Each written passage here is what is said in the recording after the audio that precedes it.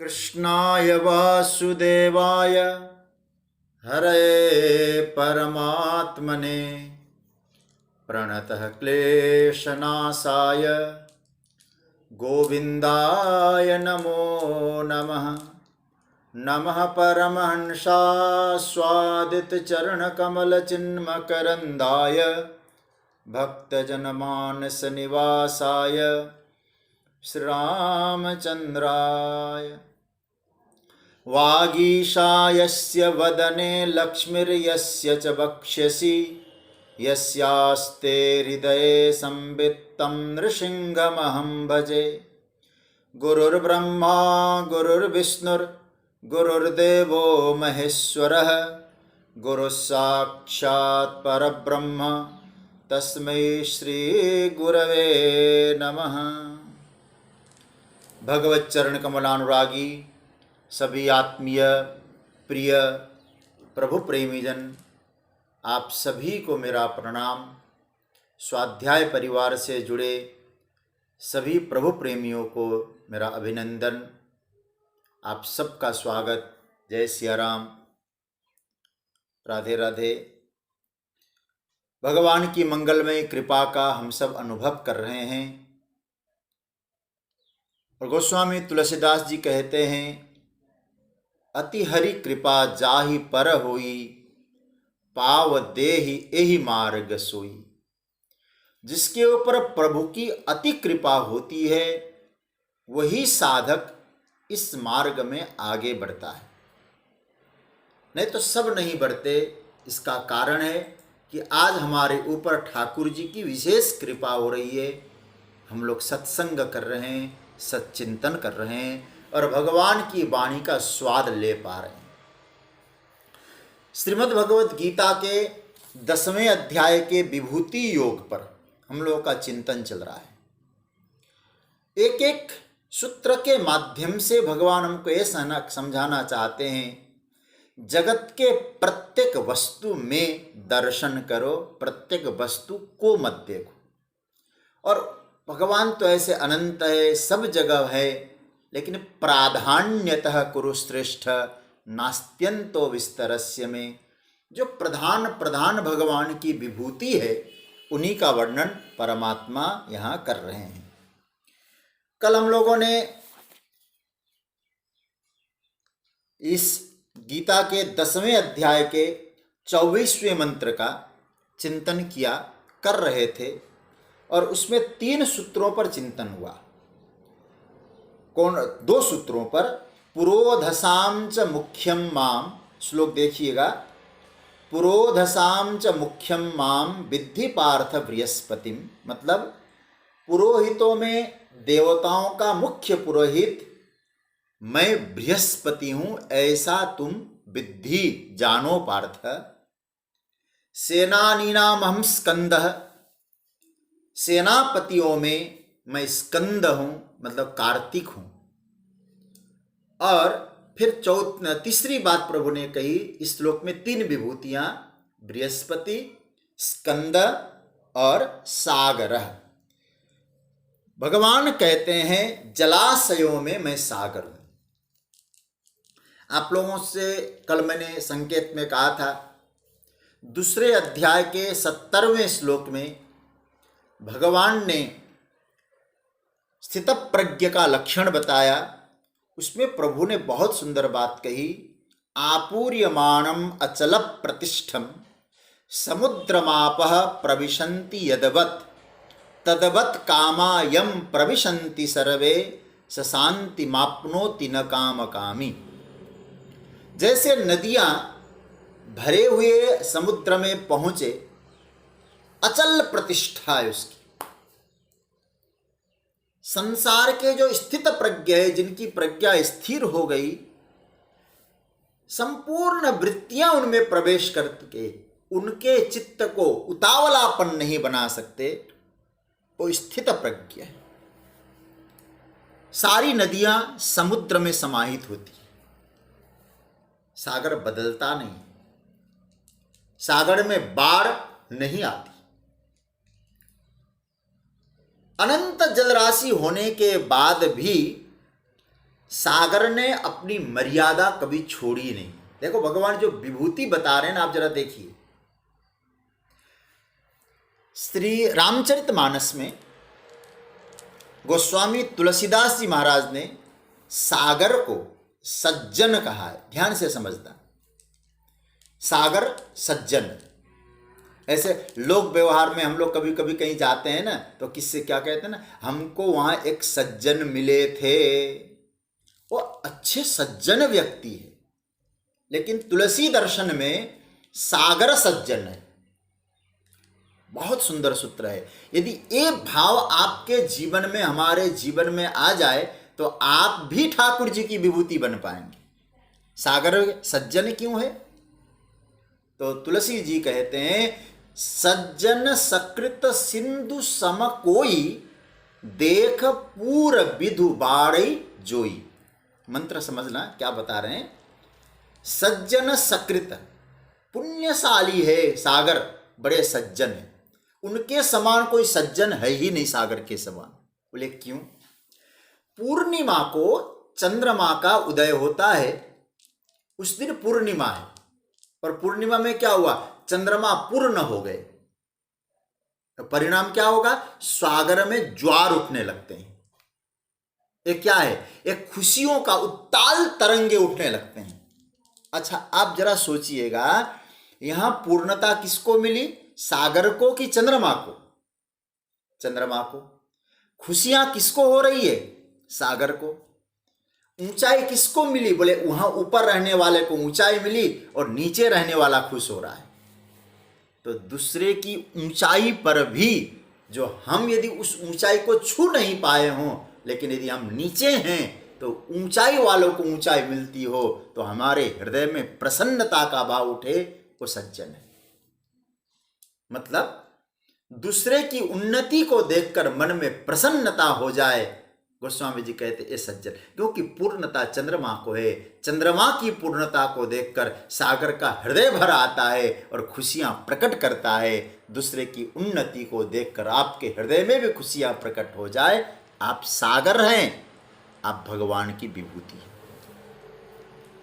सज्जनों, हमारे शास्त्रों में तो यहां तक कहा गया, सागरे सर्वतीर्थानि, सागर में सारे तीर्थों का निवास होता है। सारी नदियां वहां जाती हैं। हम जिस गंगा में स्नान करते हैं, जिस जमुना में स्नान करते हैं, जो वो सारी नदियां कहाँ पहुंच रही? सागर में। तो सारे तीर्थ सागर में। मैं आज इस श्लोक पर चिंतन कर रहा था, और आप लोगों के शुभकामना और सद्भाव से खूब ग्रंथ चिंतन तो हो पाता है। तो आज मैं यह सागर पर जरा सोच रहा था, तो कई जगह मेरी दृष्टि चली। अब भागवत का पंडित हूं, इसलिए श्रीमद् भागवत में जहां दत्तात्रेय जी राजा यदु को जो 24 गुरुओं का उपदेश देते हैं, मेरे 24 गुरु है, उनमें एक गुरु कहते सागर भी है। कपोतो अजगर सिंधु, सागर है। सागर से आपने क्या सीखा? जब यदु ने पूछा, तो दत्तात्रेय जी जो जवाब देते हैं बड़ा प्यारा है। ये श्लोक है श्रीमद् भागवत के 11वें स्कंद के 8वें अध्याय में 5वां और 6ठा। ये 2 श्लोकों में सागर मेरे गुरु है, क्यों है? ये बात दत्तात्रेय जी कहते हैं 24 गुरुओं में। 2 श्लोक है।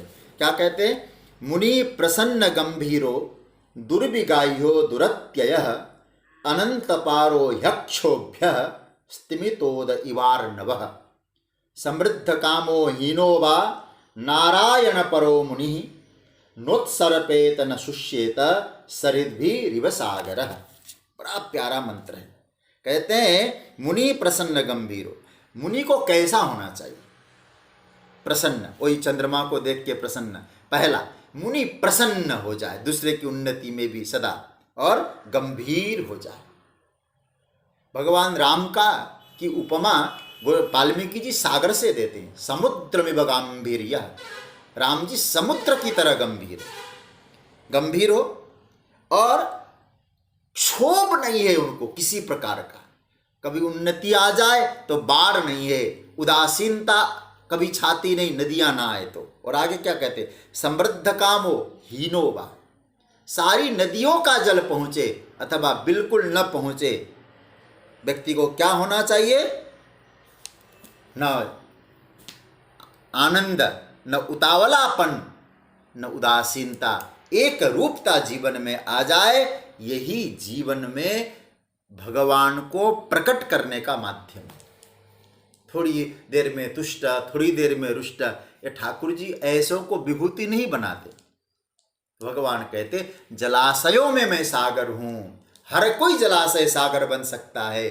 सागर जैसा विशाल भले ही न हो, लेकिन एक गुण उनमें हो तो वो भगवान कहते मेरी विभूति है। जलाशयों में मैं सागर। अब आगे तो विभूति हो गई, तो सागर की महिमा का गान हुआ। सागर ऐसे हैं तो हम भी जीवन में गंभीरता को धारण करें और दूसरे की उन्नति को देखकर प्रसन्नता का भाव आने लगे। संपत्ति और विपत्ति दोनों अवस्थाओं में हमारी एक स्थिति बनी रहे तो समझ लेना आप ठाकुर जी की विभूति है। अब आइए हम लोग 25वें श्लोक में प्रवेश करें। 25वां श्लोक मैं बोलूं फिर आप लोग बोलिएगा। महर्षीणां भृगुरहं गिरामस्म्येकमक्षरम् यज्ञानां जपयज्ञोऽस्मि स्थावराणां हिमालय। भगवान कह रहे हैं महर्षिणाम अहम भृगु। हे अर्जुन, महर्षियों में मैं भृगु हूं। गिराम एकम अक्षरम अस्मि, और वाणी में मैं एक अक्षर ओमकार हूं। यज्ञानाम जप यज्ञ, यज्ञों में मैं जप यज्ञ हूं। अब देखो कई यज्ञों की चर्चा हम लोग चौथे अध्याय में कर चुके हैं ना। कितने प्रकार के यज्ञ, लगभग 12 या 13 प्रकार के यज्ञों का वर्णन हुआ था वहां। स्थावराणाम हिमालय, और स्थिरों में, स्थिर पदार्थों में भगवान हिमालय। तो इसका अर्थ है महर्षिणाम अहम भृगु, गिराम एकम अक्षरम अस्मि, यज्ञानाम जप यज्ञ, स्थावराणाम हिमालय अस्मि। महर्षियों में मैं भृगु हूं, वाणियों में एक अक्षर वाला ओमकार प्रणवमय हूं, संपूर्ण यज्ञों में जप यज्ञमय हूं, और स्थिर पदार्थों में मैं हिमालय हूं। यह ठाकुर जी की विभूति है।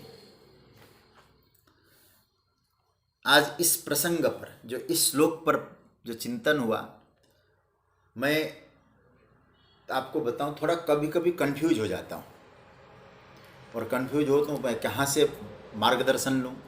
तो मैंने पूज्य पांडे जी को फ़ोन किया, बोले कुछ समझ में नहीं आया तो आप हमें मार्गदर्शन दें। तो आपने परिश्रम किया, कहीं यात्रा में थे, गाड़ी को रोक कर हमसे बातचीत की, और कुछ आपने खोज कर हमको कुछ मैटर भी भेजा। बड़ा लाभ होता है ऐसे विद्वानों का, हमारे स्वाध्याय परिवार में बरदस्त हो, हमको बड़ा लाभ मिलता है। देखिए अब आपको समझ में आ जाएगा। अभी महर्षियों में मैं भृगु। प्राचीन काल में बड़े बड़े महर्षियों का नाम आप सब जानते हैं।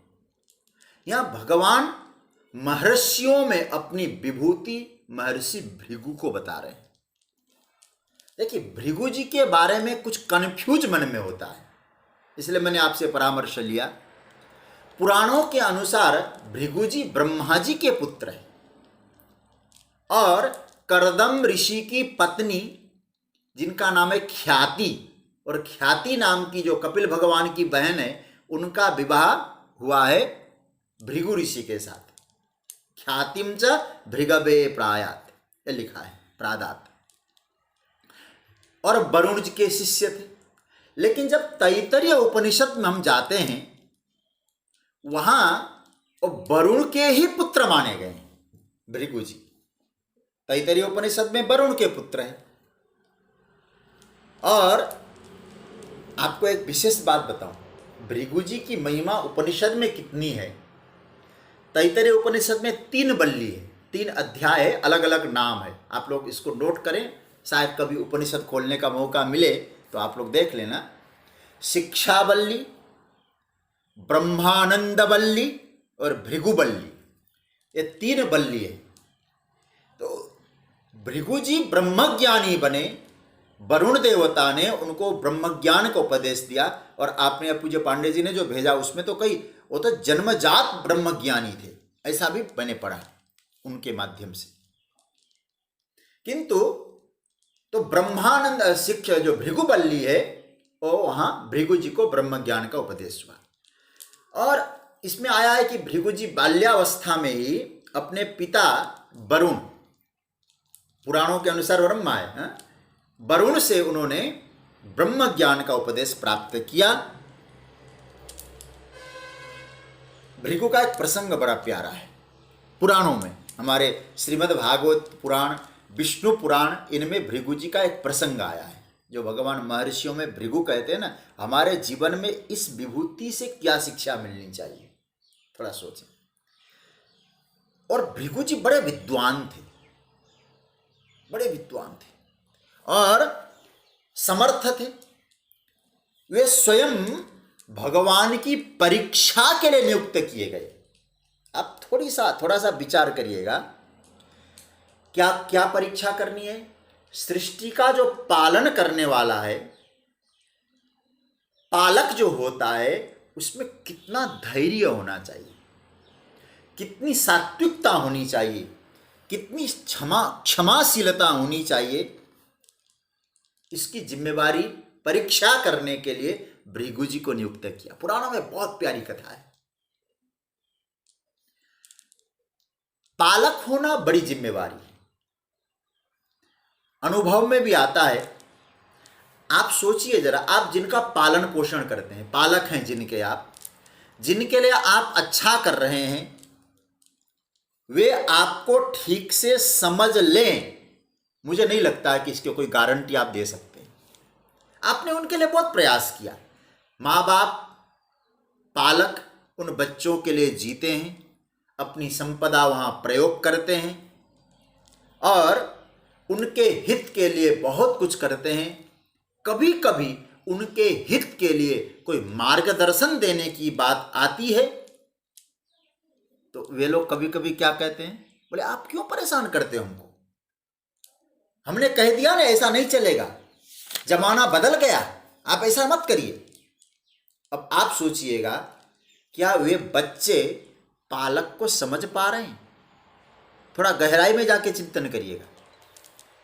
हम सोचें जरा, परिवार में 2 संतान, 3 संतान, 1 संतान, उनका पालन करने में हमें अनुभव आता है कि नहीं? सब लोग प्राय अनुभवी हैं, अनुभव में आता है। लेकिन जो परमात्मा है वो पूरे जगत की सृष्टि का पालन करता है, विष्णु, उनको कितने अनुभव होते होंगे। हम तो उनके सैंपल की तरह है, हमें इतना अनुभव है तो परमात्मा कितना अनुभवी होगा।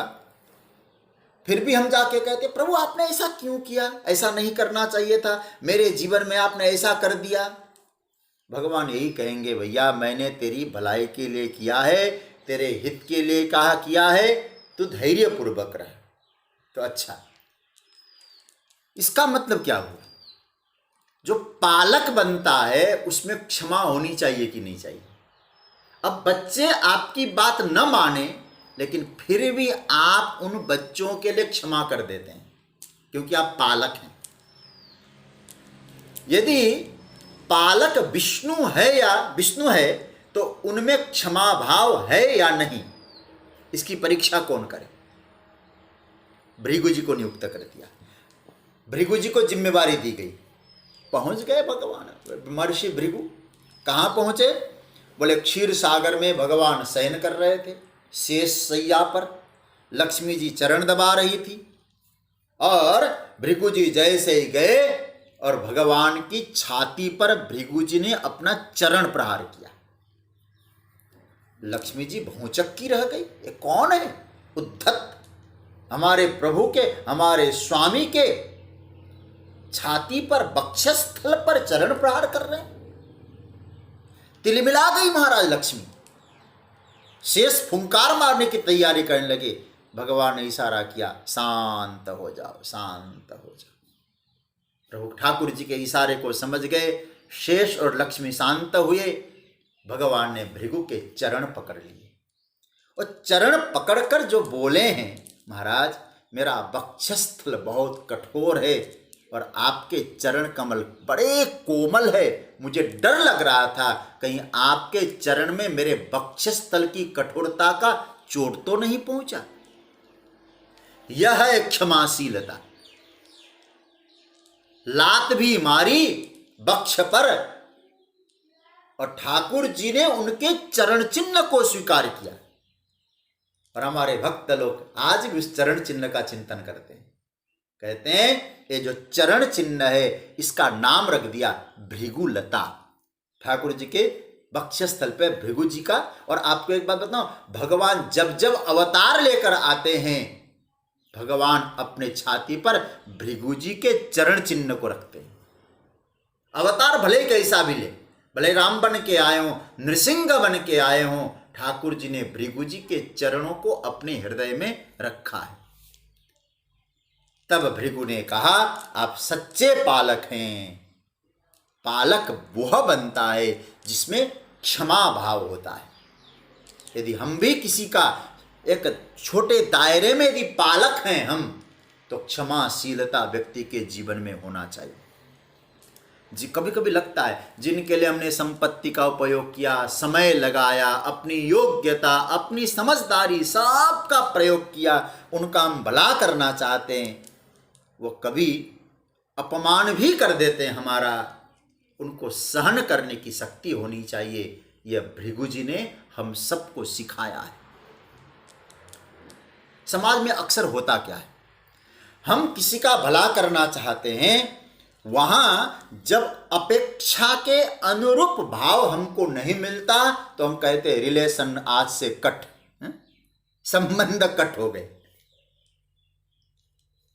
अब जरा सोचिए क्या होगा यदि परमात्मा भी ये कहें कि मैंने तुम्हारे लिए सब कुछ व्यवस्था की और परमात्मा का ही अपमान कर दें। अवजानन्ति माम मूढ़ा मानुषिम तनुमाश्रितम, भगवान बोल चुके 9वें अध्याय में। ऐसी स्थिति आए भगवान हमसे रिलेशन तोड़ दे तो क्या होगा हमारा।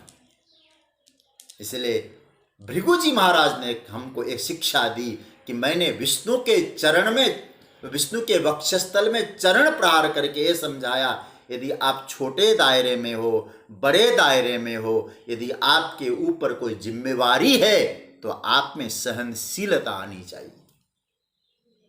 ये परीक्षा भृगु जी ने की। तो भगवान कहते हैं मेरे ऊपर कृपा की, मेरी परीक्षा करने वाले भृगु और मेरी विभूति है। और याद रखना भृगु जी की एक और विशेषता बताऊं आपको। ऐसे बड़ी विशेषता है उनकी जिनका उपनिषद में, जिनके नाम से एक अध्याय का नाम हो, वो कितने महान होंगे। श्रीमद् भागवत में कथा भृगु जी की आई है और उसके आधार पर भी भृगु भगवान की विभूति समझ में आ जाएगा। देखिए, जब देवर्षि नारद, महात्मा की चर्चा है पद्म पुराण में, गंगा द्वार वर्तमान में हरिद्वार में सनत कुमारों से श्रीमद् भागवत जी की कथा सुनने की योजना बनाते हैं, तो सबको बुलाया जाता है, चलो कथा चल रही है, कथा सुनने। कुछ लोगों ने कहा हम बिजी, हमारा शेड्यूल बिजी है, हम नहीं जाते, हमें ये है, हमें वो है। होता है ना ऐसा, कुछ लोग, सबको समय नहीं मिलता, सुविधा नहीं मिलती, सबकी रुचि भी नहीं होती। तो उस वक्त क्या हुआ, भृगु जी ने सबको समझाया और भागवत के महात्म्य में 3 अध्याय का 17वें श्लोक में भृगु की भूमिका बताई है। क्या है, नगादयो ययुस्तत्र देव गंधर्व किन्नराः गुरुत्वात् तत्र नायातान भृगु संबोध्य चानयत। कुछ लोग जाने को तैयार नहीं होते थे तो भृगु जी उन सबको समझाकर कथा में ले गए, सत्कर्म में ले गए। स्वयं जा रहे थे, सबको लेते हुए गए। इसलिए महर्षियों में भृगु का नाम पहले लिया है पद्म पुराण में। इसका मतलब क्या हुआ कि आप भगवत चर्चा सुने, सत्कर्म करें, लेकिन सत्कर्म आप भी करें और दूसरों को प्रेरित भी करें। तो भगवान कहते ऐसा महर्षि मेरी विभूति बनता है। अब बात समझ रहे होंगे। आप भी करिए, दूसरे को भी प्रेरणा दीजिए, तो आप भगवान की विभूति बनते। भृगु संबोध्य चानय, भृगु जी की बड़ी महिमा है। ये तो भृगुवंश परशुराम जी, आप जरा देखिए भृगु। इसलिए जब परशुराम जी आए हैं ना, वो क्या लिखा है वहां, कहते हैं तेहि अवसर सुनि शिव धनु भंगा आयो भृगुकुल कमल पतंगा। परशुराम जी भी भृगुकुलीय, भृगुवंशीय, तो भृगु की बड़ी महिमा है। तो भगवान कहते हैं कि मैं महर्षियों में भृगु हूं। और आपको बताऊं, भृगु त्रिकालज्ञ थे।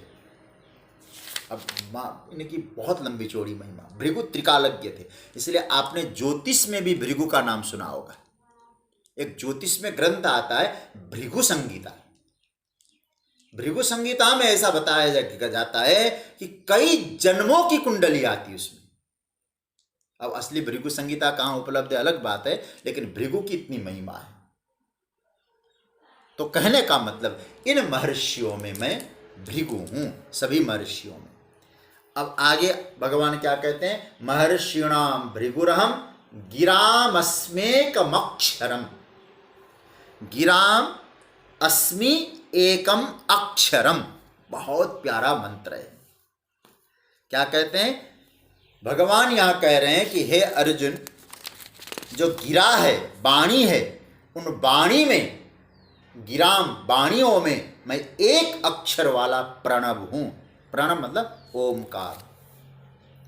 देखिए भाई, गिरा अर्थात वाणी, गिरा शब्द का अर्थ है वाणी। एकम अक्षरम अस्मि, उसमें मैं एक अक्षर हूं। वह एक अक्षर कौन सा है, भगवान कहते ओम, यह मैं। अच्छा, गिरा शब्द का अर्थ वाणी है ना, लेकिन गिरा शब्द का अर्थ वाणी, कैसी वाणी? इस पर महापुरुषों ने, आचार्यों ने बहुत सुंदर टीका लिखी है। क्या कहते हैं, वाणी हर प्रकार की वाणी नहीं है, अर्थ को बोध कराने वाला जो शब्द है उसे गिरा कहते हैं। यह है गिरा। गिरा शब्द का अर्थ समझ लेना, एक एक शब्द भी समझ लेना चाहिए, देखो भविष्य में काम आते हैं। गिरा शब्द संस्कृत में उसको कहते जो बोलने के बाद जिस शब्द को बोला जाए वो शब्द सार्थक हो, अर्थबोध करा दे। कई बार ऐसे भी शब्द आते जो अर्थबोध नहीं कराते। कुछ बोला जाए वो अपने आप गिरा नहीं है, बल्कि अर्थ का बोध कराने वाले सारे शब्द, उन शब्दों में भी मैं ओम हूं। क्यों भाई? अब थोड़ा सा चिंतन करिएगा। ओमकार से अतिरिक्त जो भी अन्य शब्द है, मैं भगवान का नाम नहीं बता रहा हूं, जो भी अन्य शब्द है वह सब सीमित अर्थबोध कराते हैं। थोड़ा सा ध्यान से समझना, सीमित अर्थबोध कराते मतलब जैसे मैं आपसे कहूं गुलाब, अब आपने उस गुलाब शब्द सुनकर कितना अर्थ समझा? एक पेड़ में लगा होगा, वो पेड़ कांटेदार होगा, उसमें इस प्रकार के गुलाब हैं। अब यदि आपको लाल गुलाब है तो आप उस गुलाब कहते लाल रंग देखेंगे, लाल गुलाब प्रिय है। तो सफेद गुलाब प्रिय है तो सफेद देखेंगे। इसका मतलब है एक फूल का, एक पुष्प का ही बोध हुआ आपको। मैं कहूं पानी तो आपको बोध किसका होगा? तरल पदार्थ का बोध होगा। मैं कहूं पर्वत तो आपको क्या बोध होगा? एक प्रकृति का एक बोध हो जाएगा। लेकिन हम कहेंगे ओम, आप सोचिएगा क्या बोध होगा आपको? वो ओम एक परमात्मा का बोध होगा। इसका तात्पर्य है, भगवान कहते जिस शब्द के उच्चारण से ही परमात्मा का बोध हो जाए वो मेरी विभूति, वो शब्द भी मेरी विभूति, वो अक्षर भी मेरी विभूति। परमार्थ की ओर ले जाने वाला अक्षर तत्व ठाकुर जी की विभूति। देखो भाई, प्रत्येक शब्द आपको किसी संकल्पना के साथ किसी कॉन्सेप्ट के साथ जोड़ता है। कोई भी शब्द आप उच्चारण करें, किसी संकल्पना के साथ वो शब्द आपको जोड़ दिया, लेकिन ओमकार जब बोलेंगे तो परमात्मा के साथ जोड़ता है। परमात्मा के दो रूप हैं, सगुण और निर्गुण। सगुण स्वरूप जिनकी आराधना हम लोग करते हैं, हम करते हैं, आप करते हैं। निर्गुण स्वरूप जो है वो वेदांत ने जिसको अनिर्वचनीय तत्व कहा है। योग मार्ग में साधक ध्यान और समाधि की इस अवस्था में जब पहुंचता है, ऐसी अवस्था में जब पहुंचता है, वो उस परम अस्तित्व के साथ एक रूप होता है, तद्रूप होता है। तब क्या होता है? उसको वेदांत ने कहा अपरोक्ष अनुभूति। बहुत ध्यान से समझना। उस स्थिति में क्या होता है? तो हमारे शास्त्र कहते अपरोक्ष अनुभूति की अवस्था में जो ओमकार है वो भीतर अपने आप गुंजायमान होने लगता है, सुनाई पड़ता है। जब अभ्यास करते हैं ना हम लोग ओमकार की, प्रणव की, तो पहले उच्चारण सुनाई पड़ता है ओ,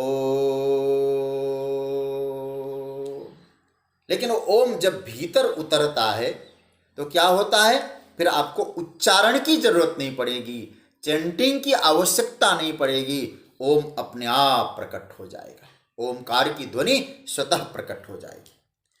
अपने अंतर जगत में, भीतर अंतकरण में, अंतस्थिति में जब साधक पहुंचता है सज्जनों, ओमकार की ध्वनि से अंतर्मुखी वृत्ति आती है, तब क्या होता है? धीरे धीरे धीरे धीरे धीरे उस अंतर्मुखता का प्रभाव ये होता है, परमात्म तत्व से अनुरक्ति, संसार से विरक्ति, ये अवस्था प्रकट होती है। फिर क्या होता है? जगत नीरस लगता है। लेकिन ये प्रयास से नहीं होगा, ये प्रसाद से होगा। अभ्यास करते जाइए, प्रसाद मिलेगा। लेकिन मैं आपसे कहूं कि आप इसका अर्थ ये मत करना कि संसार छूट जाता है, संसार बेकार है, ये नहीं कह रहे। जैसे मैं उदाहरण दूं, आप ओंकार की ध्वनि करें, आप तत्व की अनुभूति करें, आप भीतर प्रवेश करें, उस भीतर का जो दिव्य आनंद आपको अनुभव में आ जाएगा, तो जगत का सुख, जगत की स्थिति आपको नीरस लगेगी ही लगेगी। कैसे लगेगी? मैं एक उदाहरण के आधार पर आपसे कहूँगा। बहुत कोशिश करिएगा, प्रयास करिएगा आप समझने की। जैसे एक छोटा बालक, उस छोटे बालक को बाल्यावस्था में उसको एक खिलौने का कार दे दिया गया, टॉय कार क्या बोलते हैं ना उसको, वो कार उसको दे दिया गया।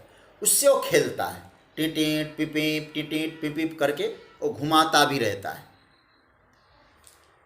बाल्यावस्था में। अब वही बालक धीरे धीरे धीरे धीरे उम्र बढ़ता है, उम्र बढ़ी, 25 वर्ष का हो गया, पुरुषार्थ किया, अच्छी पढ़ाई की, काम में लग गया, अच्छा कमाने लगा, बहुत बढ़िया उसने गाड़ी खरीद ली, उस कार में बैठकर चलने लगा। मैं आपसे केवल इतना ही पूछना चाहता हूं, फिर वो टॉय कार को अथवा वो खिलौने वाले कार से खेलेगा वो क्या? नहीं खेलेगा।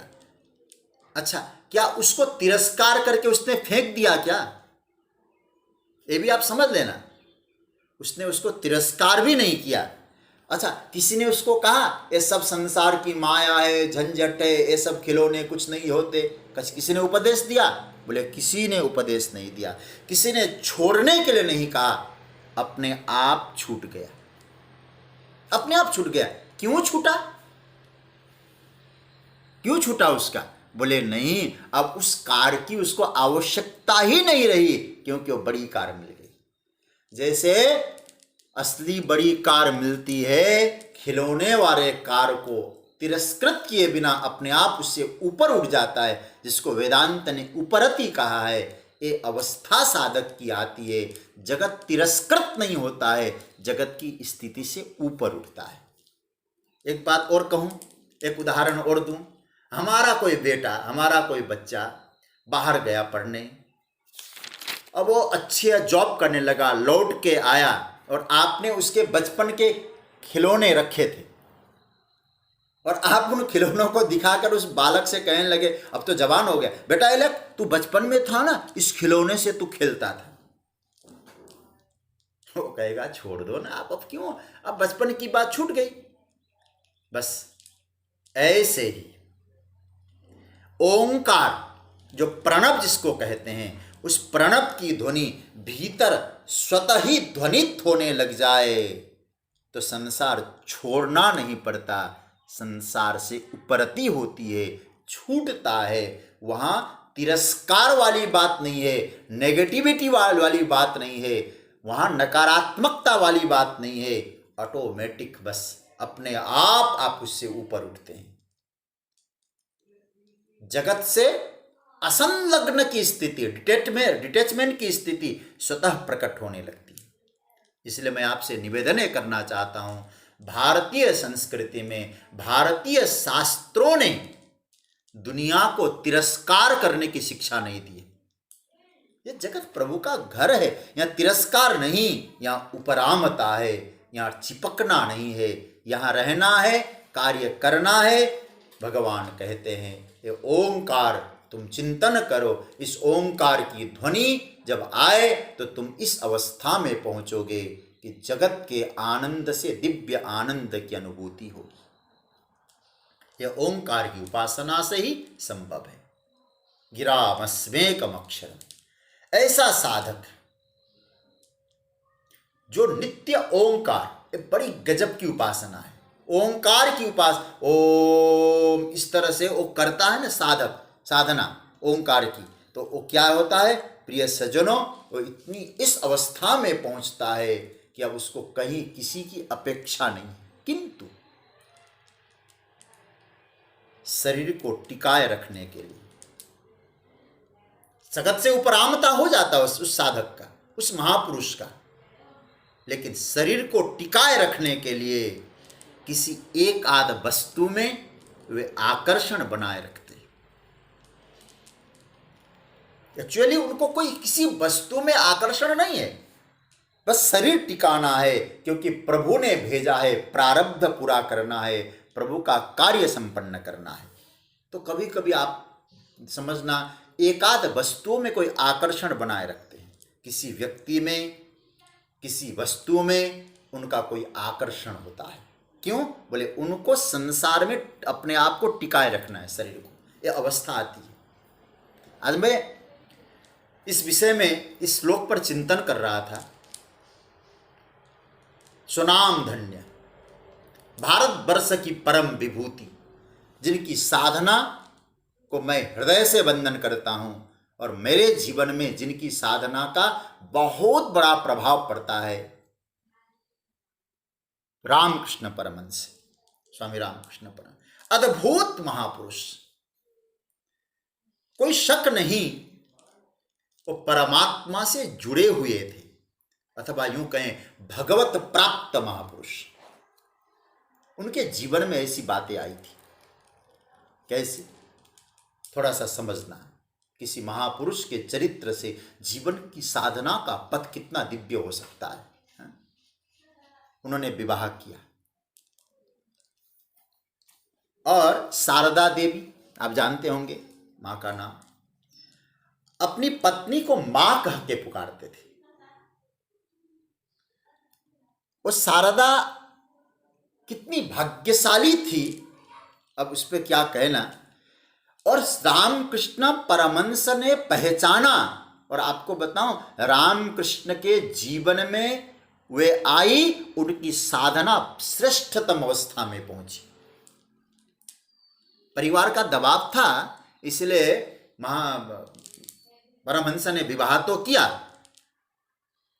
लेकिन अपनी पत्नी को कह दिया था तुम मेरी पत्नी बन के नहीं रहोगी, मां बन के रहोगी। इसलिए जब भी पुकारते थे मां कह के पुकारते थे। क्या साधना उनकी थी।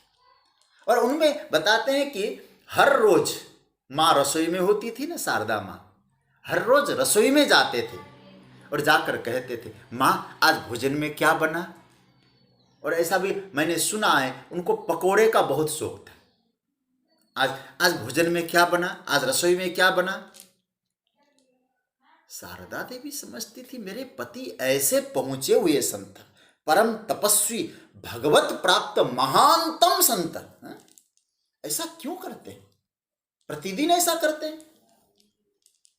एक बार शारदा माँ को मन में संदेह हुआ तो संदेह का निवारण कर लेना चाहिए। माँ ने कहा, परमहंस जी आप इस तरह से क्यों करते, आप महान संत, भगवान भगवती की उपासना करने वाले, आपको संसार से कुछ लेना देना नहीं, फिर भी आप प्रतिदिन रसोई में आते हैं, मुझसे पूछते हैं माँ आज क्या बना है, आज भोजन में क्या है, ऐसा क्यों कहते हैं।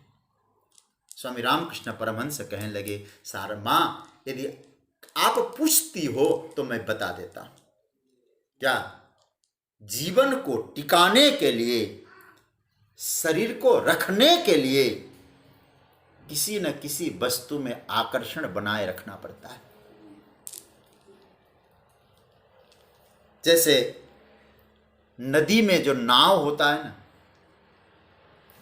तेज धार वाली नदी हो, नाव को टिकाए रखने के लिए एक खूंटी की आवश्यकता होती है। तो नाव की रस्सी क्या कर दे, एक रस्सी एक छोर नाव में बांध दिया और दूसरा छोर खूंटी में बांध दिया, तो परिणाम क्या होता है, परिणाम यह होता है और नाव टिकाए रखना पड़ता है उस रस्सी को खूंटी से बांध कर। ऐसे ही कई बार महापुरुष, कहीं ना कहीं लगता है इनके प्रति आकर्षण क्यों है, इनका इस वस्तु के प्रति इनका स्वाद बुद्धि क्यों है, क्योंकि वे तो मुक्त है, किसी न किसी वस्तु, कहीं ना कहीं खूंटी ऐसी है जहां अपनी उसको आसक्ति को, आकर्षण को टिकाए रखते हैं। तो रामकृष्ण परमहंस कहने लगे, मां मैं भी आकर्षण टिका इसीलिए रखता हूं क्योंकि शरीर को टिकाना है, शरीर को टिकाने के लिए आकर्षण रखता हूं। और मैं आज तुमको बताने जा रहा हूं, क्या, जिस दिन मैं आपसे न पूछूं रसोई में क्या बना है, पकौड़ी है या नहीं, मां 3 दिन के बाद सुन लेना, फिर मैं शरीर छोड़ दूंगा, पूछ देना। तो अब शारदा माँ ने किसी को बताया नहीं। अब शारदा माँ ने क्या सोच, रामकृष्ण परमहंस की रोज प्रतीक्षा करने लगी, कब आएंगे परमहंस और पूछेंगे रसोई में क्या बना है, रसोई में। अब तो और तैयारी होने लगी, जो उनको प्रिय तैयारी करके खिलाने की तैयारी, कब आएंगे, हंस के कब पूछेंगे क्या। रोज की तरह एक दिन क्या हुआ, प्रतिदिन की तरह शारदा देवी किचन में चली गई। परमहंस उस दिन रसोई घर में नहीं आए, पूछा भी नहीं। शारदा माँ भी समझ गई, अपने परिकरों से कह दिया, एक काम करो, परम चेतना 3 दिन के बाद तुम्हारे पास भौतिक शरीर से नहीं रहेगा। सज्जनों, 3 दिन के बाद सूर्यास्त से पहले महाप्राण ने महाप्रयाण किया है, भौतिक काया को विसर्जित कर दिया है। मेरा कहने का आशय यह है, मैं आपसे निवेदन ये करना चाह रहा हूं कि कभी कभी ओंकार की आराधना की जो स्थिति है, ओंकार, मैं आराधना की बात करूं, ये ओंकार हो, चाहे आप कोई भी मंत्र लेकर आराधना कर रहे हैं, जब आराधना करता है साधक, तब धीरे धीरे धीरे धीरे जगत से आकर्षण, जगत से अटैचमेंट अपने आप छूटने लगता है। अब हम जैसे लोग इन बड़े महापुरुषों को कैसे समझ पाएं, क्योंकि हम तो सारे अवगुण हम में हैं, हम समझ नहीं पाते, और कभी कभी समझ नहीं पाते बड़े बड़े संतों पर प्रतिक्रिया देने लगते हैं, ऐसा क्यों हुआ, ऐसा क्यों हुआ। नहीं, भगवान कहते हैं उनकी स्थिति बड़ी दिव्य होती है। हे अर्जुन, वह एक अक्षर ओंकार में हूं, गिरामस्मेक मक्षर, वाणी में ओंकार, वाणी में ओंकार। जब ओंकार की ध्वनि करे, आप ओंकार बोलें, तो ओंकार में क्या करें? आप उस ओम में प्रभु को खोजें, प्रभु का अनुसंधान करें। परमात्मा इस ओम में बैठा है, क्योंकि विभूति में उसने बोला है।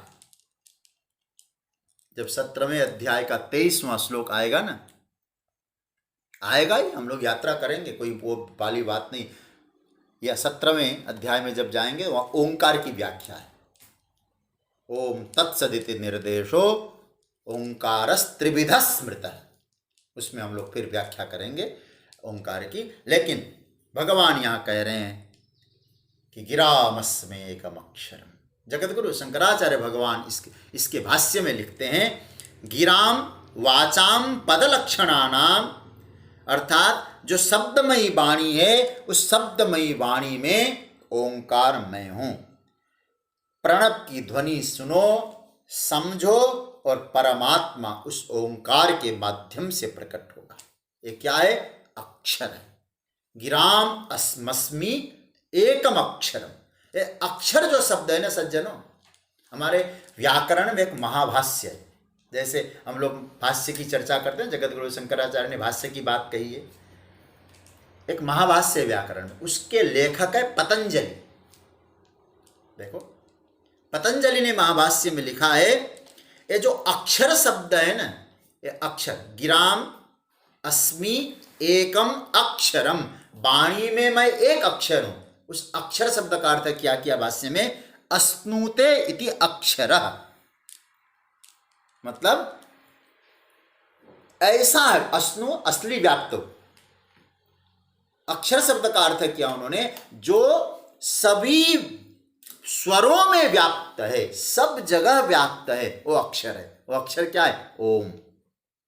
इसलिए ओम सब अक्षरों में व्याप्त है। इसका अर्थ है उस ओंकार को पहचानो, उस ओंकार की ध्वनि करो, और उस ओंकार की ध्वनि में परमात्मा का दर्शन करो। क्योंकि भगवान कहते हैं मेरी विभूति है, और ओंकार का चिंतन करते करते तुम जब जगत से विरक्ति उपरति और परमात्मा से अनुरक्ति हो जाए, तो ये समझ लेना आप परमात्मा की विभूति बन के प्रकट हो रहे हैं।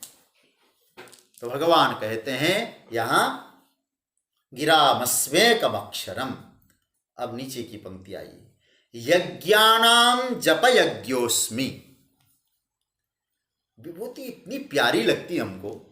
भगवान कहते हैं कि हे अर्जुन, सभी प्रकार के जितने यज्ञ है, उन सभी यज्ञों में मैं जप यज्ञ हूं। जप यज्ञ आप लोग चौथा अध्याय तो प्रेम से सुन ही चुके हैं। और मुझे जब चौथा अध्याय की चर्चा हो रही थी ना, तो मुझे कई लोगों ने संदेश भिजवाया कि यज्ञ का जो कॉन्सेप्ट है हमने समझ लिया। और चौथे अध्याय में तो क्या यज्ञ की विस्तृत व्याख्या है। 12-13 यज्ञों का वर्णन आया। स्वाध्याय यज्ञ, ज्ञान यज्ञ, द्रव्य यज्ञ, तप यज्ञ। लेकिन उन सभी यज्ञों का वर्णन करके अब कहते हैं जप यज्ञ। आप कभी विचार करिएगा, आप अंडरलाइन भी कर सकते इस बात को। देखिए, ऊपर पहले कहा ओंकार, गिराम अस्मि एकम अक्षरम, वहां ओंकार की बात कही, और नीचे जप की बात कही। इसका मतलब समझ रहे होंगे आप, भगवान का नाम, भगवान का ओंकार जपने के लिए, उसको जप करो। पहले ओंकार, फिर जप यज्ञ। तो जप यज्ञ भगवान की विभूति है। देखिए, विभूति क्यों? कभी कभी तो मुझे ऐसा लगता है, लोग पूछते हैं महाराज जप से क्या होगा, जप से क्या होगा।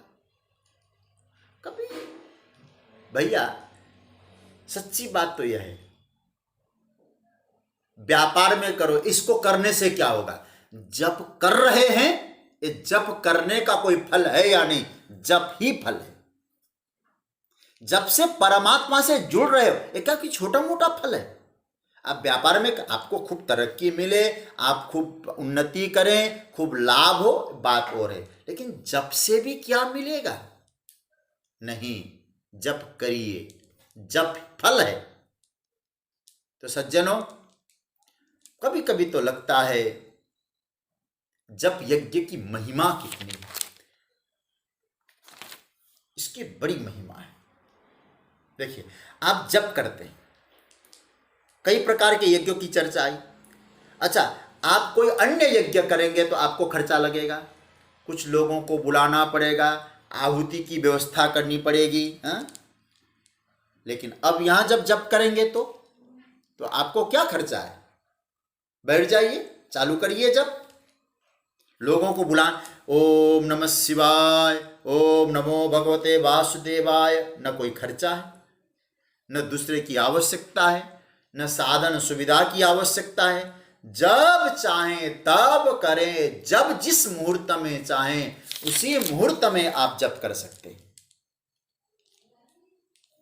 पर लोगों का एक प्रश्न उठता है, महाराज जप में मन नहीं लगता, हम क्या करें, कुछ उपाय तो बता दीजिए। कभी कभी तो मुझे लगता है हम लोग प्रवृत्ति करते हैं ना, संसार में प्रवृत्ति करते हैं, उस समय प्रवृत्ति में हमारे मन की एकाग्रता बाधा नहीं देती, और ऐसी शिकायत भी नहीं करते हम लोग। मूवी देखते समय मन नहीं लगता, पैसे गिनते समय मन नहीं लगता, वहां एकाग्रता में बाधक नहीं। पर क्या करते हैं, मंत्र जप करते तो मन नहीं लगता, भजन में मन नहीं लगता। थोड़ा सा आप लोग चिंतन करना, जप यज्ञ की चर्चा हो रही है, दो चार हम लोग प्रयोग करते हैं। चलिए देखिए, पहला, आपको जो मंत्र मिला है, जो भी मंत्र हो आप, अथवा नहीं मिला है, जिस मंत्र में आपकी निष्ठा हो, पहला सूत्र आप पकड़ लेना है। आप नोट करिएगा इन बातों को, पहला सूत्र पकड़ लीजिएगा, उस मंत्र पर आपको दृढ़ विश्वास हो। पहला सूत्र है, जप यज्ञ की चर्चा हो रही है, यज्ञानाम जप यज्ञोस्मि, जप यज्ञ है, मंत्र पर दृढ़ विश्वास। भगवान कहते ना, सबरी माता को उपदेश देते समय भी गीता राम मानस में, मंत्र जाप मम दृढ़ विश्वासा, पंचम भजन सुवेद प्रकाशा। पहला, जिस मंत्र को लेकर आप बैठे हैं उस मंत्र के प्रति, मंत्र के स्वामी जिसका मंत्र है उनके प्रति दृढ़ विश्वास हो, पहला सूत्र।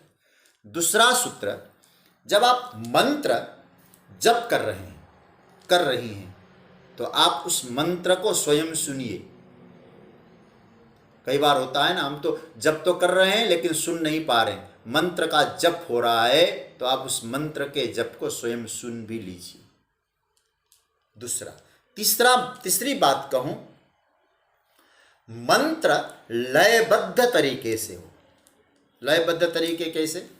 जैसे आप ओम नमः शिवाय जप रहे हैं, ओम नमः शिवाय, अथवा ओम नमो भगवते वासुदेवाय, ओम नमः शिवाय, ओम नमः शिवाय, ओम नमः शिवाय, ओम नमो भगवते वासुदेवाय, ओम नमः। ऐसा नहीं, धीरे धीरे जपिए। आपको संख्या बढ़ाना थोड़ी ना है, जितनी बने उतना आनंद से जपिए ना। कोई संकल्प लेके बैठे हैं कि हमको 1 लाख जपना है, 1 लाख की अपेक्षा 1000 जपिए, 1000 के बाद 100 जपिए, लेकिन ऐसा जपिए कि स्वाद लेते हुए जपिए, वो आप स्वयं उस मंत्र को सुने। इसका मतलब स्वयं मंत्र लयबद्ध तरीके से हो। ये तीसरा, कई बार हम लोग पाठ भी करते हैं ना, ऐसा करते हैं कि जैसे पीछे भूत आ रहा। हनुमान चालीसा पढ़ते हैं, पता नहीं क्या होता, जय हनुमान ज्ञान गुण सागर जय कवि। अरे धीरे धीरे पढ़ लो ना। तो लयबद्ध तरीके से। चौथी बात, मंत्र जप करें आप, अधिक अंतराल मत रखिए। जैसे ओम नमो भगवते वासुदेवाय, ओम, इतना अंतराल रखना नहीं। अंतराल तो रखने की आवश्यकता ही नहीं तो क्या होगा, कई बार मैं देखता हूं ओम नमो भगवते वासुदेवाय, इधर भी देखने लगा उधर भी देखने लगा। ये अंतराल ही आपकी साधना में बाधक है। जप यज्ञ की चर्चा हो रही तो इसका मतलब है इधर उधर देखो नहीं। क्यों देखेंगे? कब? जब आप मंत्र के बीच में गैप रखेंगे, अंतराल होगा। अंतराल मत रखिए, ब्रेक मत रखिए। देखिए, उसके बाद पांचवी बात आएगी, जिस इष्ट का वो मंत्र है, उस इष्ट की मूर्ति का ध्यान, इष्ट के स्वरूप का ध्यान मस्तिष्क में बनाए रखिए। यदि दिक्कत है तो उस इष्ट को सामने रखिए, खुली आंखों से जप करिए। आपको आंख बंद करने की जरूरत नहीं। इष्ट मंत्र जप करते समय अपना जो स्वरूप है, जो आपके आराध्य उपास्य, उनको सामने रखिए और जप करिए। और छठी बात, मंत्र का जप करते समय उस मंत्र के अर्थ का अनुसंधान करिए। मंत्र के अर्थ का अनुसंधान मंत्र के अर्थ के साथ करिए। अर्थ मस्तिष्क में हो, मैं मंत्र जप कर रहा हूं, इस मंत्र का ये अर्थ है। यज्ञानाम जप यज्ञोस। और एक बात और कहूं, इसको भी मान लेना। ये 6 बातें हो गई। 7वीं बात में मैं आपसे कहूं, मंत्र जप 3 प्रकार से होता है। कैसे कैसे होता है? तो मतलब ये समझ लेना, ये 7वीं बात ही कह रहा हूं। 6ठी बात तो हो गई, अब 7वीं। मंत्र जप 3 प्रकार से होते हैं। वाचिक मत जप, उपांशु जप और मानसिक जप। 3 प्रकार के जप। वाचिक जप किसको कहते हैं? जब हम लोग बोल के करते हैं, जैसे ओम नमः शिवाय, ओम नमः शिवाय, ओम नमः शिवाय, ये आपके लिए वाचिक जप। जो होंठ भी हिल रहे हैं और आप उच्चारण भी कर रहे हैं, ये वाचिक। एक होता है उपांशु। उपांशु जप किसको कहते हैं? होंठ तो हिल रहे हैं आपके, लेकिन उच्चारण नहीं हो रहा है। जैसे अब मतलब उच्चारण भीतर हो रहा है, प्रकट नहीं हो रहा है, होठ हिलते हुए दिखाई दे रहे, इसको कहते हैं उपांशु जप। और तीसरा होता है मानसिक जप। न होठ हिल रहे हैं, न उच्चारण दिखाई सुनाई दे रहा है, भीतर भीतर जप हो रहा है। आपको एक बात कहूं, हम जैसे साधकों के लिए कह रहा हूं, ये जो जप है ना, वाचिक, उपांशु, मानसिक, ऐसे जप के सिद्धांत में वाचिक से उपांशु श्रेष्ठ है, उपांशु से मानसिक श्रेष्ठ है। लेकिन मैं महापुरुषों के चरणों में बैठकर ये सीखा है, इसलिए आपसे अपनी बात शेयर करता हूं। उनके द्वारा जो मैंने सुना है, बोले नहीं, श्रेष्ठ तो है, लेकिन जिसकी स्थिति बहुत ऊंची है उनके लिए बहुत अच्छा है। हम जैसों के लिए मानसिक जप में पहुंचना कभी कभी मशीनरी जप हो जाता है। इसलिए क्या करना, जप का क्रम बदलते रहिए, मतलब मैकेनिकल जप ना बने। अब वो मैकेनिकल बनेगा तो आप जानते होंगे, जप से मन हट जाएगा। चल रहा है और आप, जैसे मैं उदाहरण के तौर पे कहूं, जैसे हम लोग गाड़ी चलाते हैं ना, शुरुआत में ड्राइव करने में हमको बड़ी परेशानी होती है, सीखना पड़ता है। लेकिन जब अच्छी तरह से सीख गए तो कभी कभी मन इधर उधर भी भटकता है। लेकिन जब तक हम सीखे नहीं थे ना, एकदम हमारा हाथ वहीं गियर पे, ठीक है, अब ऑटोमेटिक सब कुछ चले जाता है, हाथ वहीं जाएगा, एक्सीलेटर में पैर चले जाएंगे। लेकिन अब दिमाग अन्यत्र भी तो सोचने लगता है फिर, क्योंकि आप परिपक्व हो गए। वहां मंत्र जाप में जब केवल मानसिक स्तर पे जप होता है, कभी कभी मन भटकता है, तो हमारे सदगुरु जन कहते, महापुरुष जन कहते, मंत्र के क्रम को बदलना चालू कर दीजिए। आपके मानसिक जप में किसी प्रकार का मन नहीं भटकता है, इष्ट में ही ध्यान है, तो आपको जप का क्रम बदलने की आवश्यकता नहीं। लेकिन यदि आप जब जप कर रहे हैं, आपके जप के समय मानसिक जप तो चल रहा है, लेकिन मन इधर उधर चंचल होकर भटक रहा है, तो याद रखिएगा सज्जनों, फिर जप का क्रम बदलिए। फिर आप कहिए, थोड़ी देर में मानसिक जप किया, फिर आप उपांशु में आ जाइए, होठ हिलाइए, उच्चारण मत करिए, फिर उसके बाद उच्चारण करके जप करिए एकांत में। कीर्तन उर्तन मत करना, एकांत में उच्चारण करिए। कहने का अर्थ यह है, ऊपर से नीचे की प्रक्रिया चलाइए, ऊपर नीचे से ऊपर की प्रक्रिया चलाइए, जिससे कि आपका जो जप यज्ञ है वो सफल हो जाए। भगवान कह रहे हैं कि हे अर्जुन, इस प्रकार का जो जप है, जप के माध्यम से क्या होता है? तदाकारिता। इसकी बड़ी महिमा है। मैं तो और कहना है मुझे जप के विषय में, कल भी कहूँगा मैं आपको, जप के विषय में कल भी चर्चा करूँगा। ध्यान देना सज्जनों, जप यज्ञ की महिमा ठाकुर जी ने करी है। जप को बहुत महत्व देना। जन्म मृत्युभ्याम पाति इति जप, जन्म और मृत्यु से जो रक्षा करता है, न दोबारा जन्म न मृत्यु, इस अवस्था से जो रक्षा करता है उसका नाम है जप। कलयुग में जप की बड़ी महिमा है। और कलयुग में मत छो कहिए, भगवान तो द्वापर में इस गीता को गा रहे हैं, तब प्रभु कह रहे हैं अर्जुन यज्ञानाम जप यज्ञोस्मि, यज्ञों में मैं जप यज्ञ हूँ। इस जप यज्ञ की चर्चा मुझे और भी कुछ करने का मन है, लेकिन आप लोग कल शनिवार जुड़िएगा और फिर हम लोग आगे की ओर चिंतन करेंगे। आनंद से खूब यात्रा चल रही है। एक दो सूचना मैं आपको दूं।